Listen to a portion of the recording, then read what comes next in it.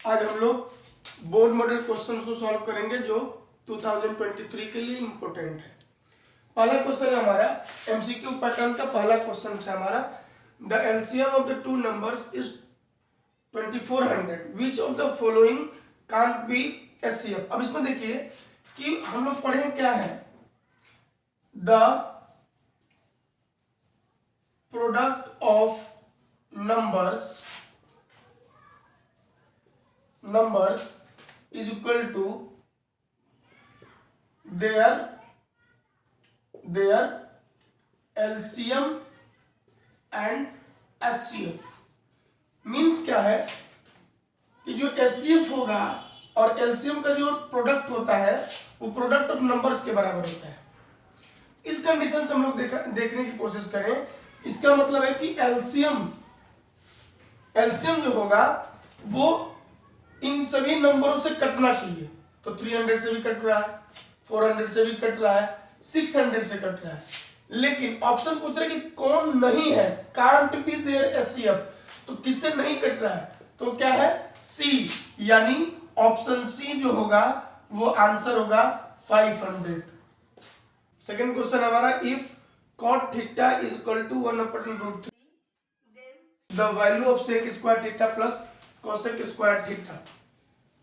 हम चाहे तो इसको बहुत सारे मेथड से कर सकते हैं, चाहे तो ट्रायंगल मेथड से कर सकते हैं। जैसे हम एक ट्रायंगल बना लेते हैं, A B C, right angle triangle होगा, ये होगा थीटा। cot थीटा है, cot थीटा को हम देखते हैं कि cot थीटा का फॉर्मूला क्या होता है, तो b/p होगा, b/p बेस p मतलब परपेंडिकुलर। इसकी वैल्यू कितना हो जाएगी, हाइपोटेनस कितना हो जाएगा 1 का स्क्वायर प्लस √3 का स्क्वायर, 1 + 3 √4 = 2। इसकी वैल्यू आ जाएगी 2। आपको याद होगा कि मैं कंसेप्ट फिर एक बार रिवीजन करा देता हूं। पंडित, बद्री, प्रसाद, हरी बोल, या इसको आप ऐसे याद कर सकते हैं, पाकिस्तान भूखा प्यासा, हिंदुस्तान हरा भरा। ये जो होता है वो साइन का होता है, b/h जो होता है वो cos का होता है, p/g जो होता है वो tan का उल्टा है। अब साइन का उल्टा कर देंगे तो कॉसिक हो जाएगा, इनवर्स कर देंगे तो ये कॉसिक हो जाएगा, इसका इनवर्स कर देंगे तो सेक हो जाएगा, ये कॉसिक हो, इसका उल्टा करेंगे तो कॉट होगा, तो ये b/p हो जाएगा। अब इसके आधार पर हम इसकी वैल्यू निकाल लेते हैं, तो क्या हो जाएगा sec square theta plus cosec square theta. Sec square theta, sec reciprocal किसका होता है कॉस का, कॉस का फार्मूला क्या होगा b/h, तो यहां हो जाएगा h/b, यानी हाइपोटेनस बटा बेस, हाइपोटेनस बटा बेस, इसका स्क्वायर कर देंगे, प्लस कॉसेक जो होता है वो साइन का होता है, साइन का फार्मूला होता है p/h, उल्टा कर देंगे तो ये हो जाएगा 2/1। इसके आधार पर देखेंगे तो 2 का स्क्वायर 4, √3 का 3, फिर 2 का 4, फिर 1, एलसीएम हो गया 3, ये हो गया 4। अब देखिए 3 को 1 से डिवाइड करेंगे 3 होगा, 3 4 जा 12 होता है, 12 और 4 16/3। 16/3 ऑप्शन नहीं है, लेकिन ये ऑप्शन को हम मिक्स में कन्वर्ट करेंगे तो यही होगा 3 5 1, इसलिए ऑप्शन डी इसका करेक्ट आंसर है। If the zeros of quadratic polynomial are 1 1, मतलब दोनों जीरोज जो है क्वाड्रेटिक का इक्वल है, तो पोलिनोमियल कैन बी, पोलिनोमियल क्या हो सकता है इसमें, तो इसमें क्या हम होगा, given that zeros are means x = 1 है, देयरफॉर क्या हो जाएगा x - 1 = 0, एंड सेकेंड वाला भी x = 1 है, देयरफॉर x - 1 = also 0। सो क्या हो जाएगा आपका polynomial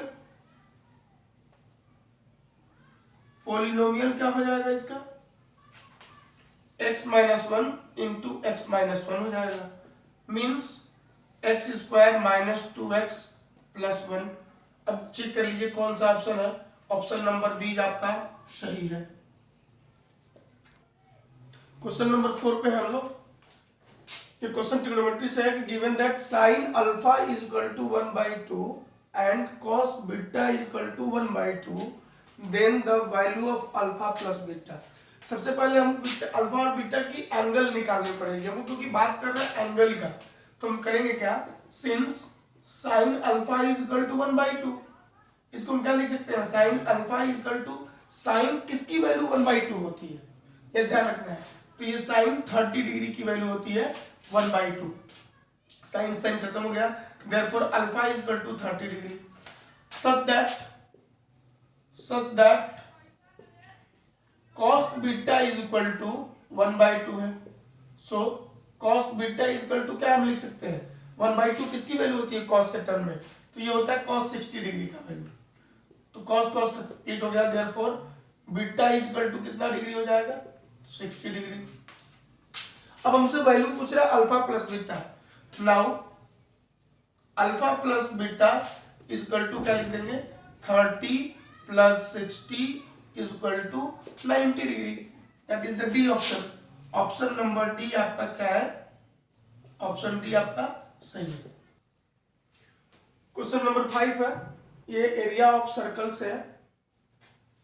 the area of quadrant, quadrant का मतलब आप ऐसे समझ सकते हैं, क्वाड्रेंट का मतलब क्या होता है कि किसी भी सर्कल का एक जो सेक्टर बनता है ना, ये 90 डिग्री का एरिया बनता है, एरिया ऑफ द सर्कल का 1/4 पार्ट को हम क्वाड्रेंट बोलते हैं। एरिया ऑफ सर्कल का या किसी भी सर्कल का 1/4 पार्ट को हम क्वाड्रेंट बोलते हैं। तो ऐसे भी हम बना सकते हैं, सेक्टर के फॉर्मूले से बना सकते हैं, या एरिया ऑफ सर्कल निकाल कर हम क्या करेंगे, 1/4 से डिवाइड कर देंगे, डायरेक्ट फॉर्मूला भी है। तो सबसे पहले क्या गिवन दैट है, इसमें शॉर्ट में करने की कोशिश करेंगे।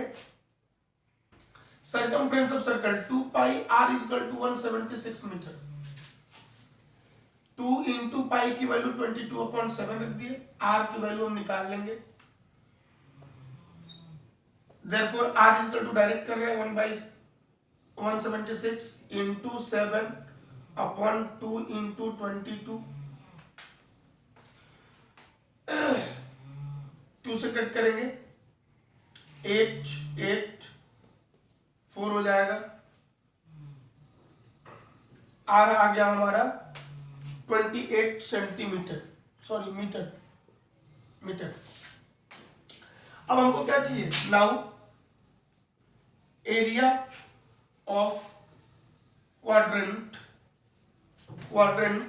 Is equal to 1/4 pi r square, 1/4 pi r square, pi की वैल्यू कितनी है 22/7, 22/7 और r की वैल्यू है 28 इंटू 28,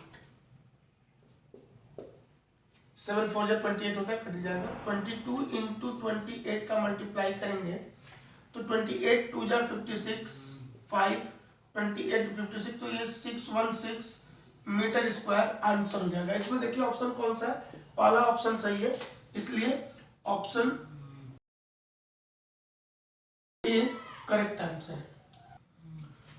नेक्स्ट क्वेश्चन हमारा हाइट एंड डिस्टेंस है कि a pole 6 metre high cast a shadow 2√3 metre long on the ground, then the sun's elevation is, means जो एंगल एलिवेटेड एंगल जो बनता है वो यहां बनता है, इस थीटा की वैल्यू पूछ रहा है। Suppose that's A B C ऐसा है, इसमें ग्राउंड का जो शैडो है, ये शैडो बन रहा है, शैडो कितना मीटर लॉन्ग है 2√3 मीटर लॉन्ग है, और पोल, ये जो पोल है, ये पोल कितना हाई है 6 मीटर हाई पोल है। अब इसका एंगल ऑफ एलिवेशन मतलब कोई भी ऑब्जेक्ट नीचे से ऑब्जेक्ट यहां है, इसको देखी जाती है, तो इसको हम बोलते हैं एंगल ऑफ एलिवेशन। इसको आप आई की तरह बना लें, यहां से देखी जाती है इस कंटेंट को। तो एंगल ऑफ एलिवेशन के लिए हम क्या करेंगे, क्योंकि दो के बीच का रिलेशनशिप है, तो यहाँ रिलेशनशिप किसके किसके बीच लगेगा, ये P है और ये B है, तो P/B का रिलेशनशिप किसके पास होता है, वो tan के पास होता है, tan थीटा, यहाँ से लिख लेंगे therefore tan theta is equal to p by b, such that tan theta is equal to p कितना है 6 है और b कितना है 2√3 है, 2 से 6 कटेगा 3, और आप चाहे तो √3 को √3 से भी कट कर सकते हैं, such that tan theta is equal to √3। अब ये जानना जरूरी है कि tan थीटा में √3 किसकी वैल्यू होती है, तो इसको हम लिख सकते हैं tan theta is equal to tan 60 degree, √3 जो होती है 60 डिग्री की वैल्यू होती है, therefore theta is equal to कितना हो जाएगा 60 डिग्री। अब देखिए 60 डिग्री ऑप्शन कहाँ है, ए सही है, इसलिए ऑप्शन ए हमारा 60 degree correct answer. Question number 7 है जो पोलिनोमियल्स है कि how many zeros does the polynomial 107x² minus 3x have. तो ऐसे क्वेश्चन में हम लोग जनरली क्या देखते हैं कि इसके डिग्री कितनी है, डिग्री कितनी है 107x² माइनस 3x का जो मैक्सिमम डिग्री कितनी है, मैक्सिमम डिग्री जो है वो 2 है। यदि मैक्सिमम डिग्री 2 है और यही 0 पूछते, यदि मैक्सिमम डिग्री 2 है तो 2 क्या क्या हो सकते हैं इसके, ये देख लीजिए इसके रूट्स 2 होंगे, जीरोस 2 होंगे और फैक्टर्स 2 होंगे।